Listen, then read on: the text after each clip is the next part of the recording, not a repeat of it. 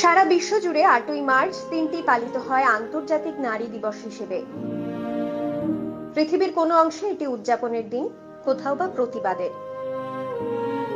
দিনটির পেছনে রয়েছে নারী শ্রমিকের অধিকার আদায়ের লড়াইয়ের ইতিহাস। বহু দেশে তাই দিনটি পরিচিত আন্তর্জাতিক নারী শ্রমিক দিবস হিসেবে। 1908 সালে মজুরি বৈষম্য, কর্মঘণ্টা নির্দিষ্ট করা, কাজের অমানবিক অস্বাস্থ্যকর পরিবেশের বিরুদ্ধে প্রতিবাদ জানাতে মার্কিন যুক্তরাষ্ট্রের নিউ ইয়র্কের রাস্তায় নেমেছিলেন প্রায় 15,000 নারী শ্রমিক।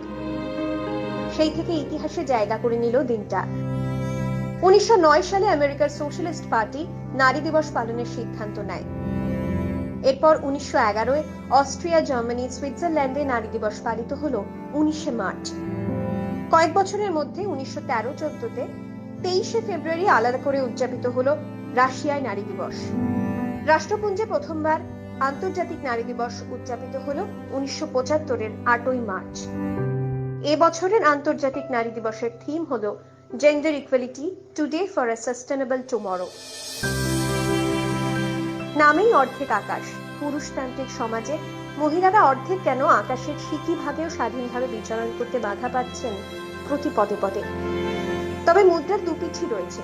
একদিকে পুরুষের সঙ্গে তালে তাল মিলিয়ে এগিয়ে সমস্ত রকম পেশায় সমান সফল হচ্ছেন মেয়েরা, অন্যদিকে আমাদের দেশে এখনো কোনো কোনো গ্রামে কন্যা ভ্রূণ হত্যা হচ্ছে, বাল্য বিবাহ হচ্ছে, পণের জন্য নির্যাতন চলছে, বধূ হত্যা চলছে।